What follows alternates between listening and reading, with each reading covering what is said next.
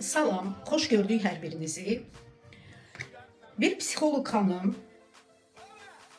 paylaşımında deyir ki, mən yanacaq doldurma məntəqəsində idim və bir dindar oğlan 50 plus, 50 üstə gəlib, plus deyil, qeyd edeyim ki, bu plusdır. İndi Zabrakadaydım. Bir dənə iyrənc hadisə baş verdi. Bir dənə dindar oğlan mübahisə yaratdı Zabrakada, tam yolun başına. Və məsələ nədir? Oğlan deyir ki, 50 plus bir kişiyə, sən niyə mənim maşının içinə baxdın? Mənim maşının içində qadın var. Çox bayağı şəkildə izah eləyir, hətta şəhvəti belə ora qatır. Və haqlı olaraq ona sual verirlər ki, siz onun dindar olduğunu hardan bildiniz? Xanım cavab verir ki, dindar olduğunu saqqalı var idi. Saqqalı aktyorda saxlaya bilər, müğənnidə saxlaya bilər, dindarda saxlaya bilər. Burada bir belə deyək, sərhəd yoxdur, kim saqqal saxlaya bilər, kim yox. Kobud üzüyü var idi. Kobud üzüyü metal musiqiçi də taxa bilər, hamı taxa bilər. Və qolunda bir təsbih qolbağı var idi. Yəqin ki, kurtkada olmayıb ki, qolbağı görünüb. Yəni bir təsbihi var idi. İndi bu təsbih də qolbaq kimi necə taxılırsa onu bilmirəm, necə qalır əldə. Yəqin gigant bir qola sahibiymiş bəy. Olsun, deyək ki, bəy dindardır.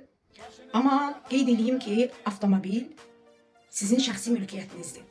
Yəni, necə ki, sizin ev sizin adınıza qeydiyyatdan keçibdir, özəlləşdirmə sənədi var. O cümlədən də avtomobil üçün sizdə bu sənəd var ki, o sizin şəxsi mülkiyyətinizdir. Yəni, siz avtomobildə rahat-rahat çantanızı, pulunuzu qoyub bir ofisə, marketə girə bilərsiniz. Amma bunu küçədə qoyub gedə bilməzsiniz. Yəni, küçə sizin deyil. Bu indi nə anlama gəlir? Baxın, avtomobil ictimai yerdə ola bilər. Amma onun içərisi sizin şəxsi mülkiyyətiniz sayılır və kimsə icazəsiz nə ora daxil ola bilməz, nə də ki, dirənərək ora baxa bilməz. Və nəzərinizə çatdırım ki, bu Avropada da, Amerikada da elə belədir. Siz nəinki şəxsi avtomobilin içərisinə, hətta ictimai nəqliyyat vasitələrində belə kimsənin üzünə 3-4 saniyədən artıq baxa bilməzsiniz.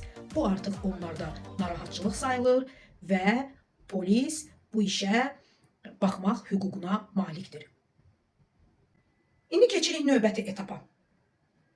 Növbəti etapda xanım deyir ki, mən gəldim, dağıtdım bu, yəni cəmaat toplaşmışdı, onu dağıtdım və dedim ki, mən deməyim, siz özünüz baxın. Buna baxıb falan. Və mən özüm saxlayamadım. Dedim, valla get qeyrət və Əfqanistan'da axtar. Gördü ki, başdan xarab, hamını dağıtdım. Zaten növbət çoxdur, 5-ci gün desin, hambayına gedir, ham benzin vurur. Və qeyd edeyim ki, qısqanclıq nə millətə, nə dini inanclara baxmır. Bir ateist də qısqanc ola bilər, bir müsəlman da, bir xristiyan da, İtalyan da, Azərbaycanlı da, Rus da. Yəni, qısqanclıq bir xarakterdir, bir davranış tərzidir, bir emosiyadır. Bunu siz məndən daha gözəl bilərsiniz. Və amma bir psixoloq öncəliklə təhqir etməz. Və mən özüm saxlayamadım. Dedim, valla get qeyrət və Əfqanistan'da axtar. Gördü ki, başdan xarab, hamını dağıtdım. Zaten növbət. Bir psixoloq təkid etməz və aqressiya nümayiş elətdirməz və mesiyanik davranış tərzi sərgiləyə bilməz. Niyə?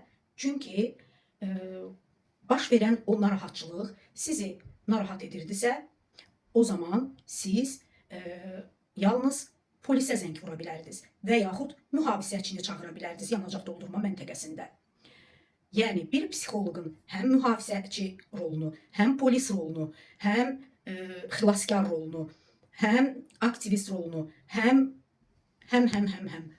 öz üzərinə götürməsi, bu artıq doğrudan da bu insanın mesiyanik bir sindromu olduğunu bildirir. Və siz necə düşünürsünüz?